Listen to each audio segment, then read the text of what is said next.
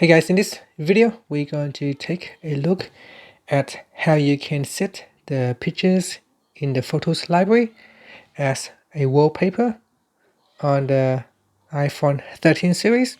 First, let's go back to the home screen by swiping up at the bottom of the screen. And on the home screen, tap on Photos.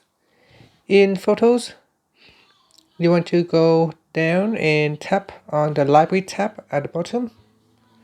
Now in here, select a photo that you would like to use as a wallpaper. So let's say I'm going to open up this photo right here, maybe another one, maybe this one here, and then tap on the share button. Next, go up and tap on use as wallpaper, and then we adjust the photo, and then tap on the set button.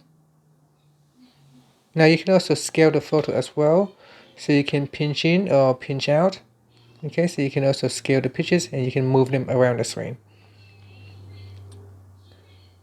So I'm just going to move a little bit over to the left and then tap on the set button. Now you can set it for the lock screen or the home screen or both. So I'm going to choose home screen. And that's it. So now if you go back to the home screen, you can see the photo has now been set for the home screen directly from the Photos library. And that's it. Thank you for watching this video. Please subscribe to my channel for more videos.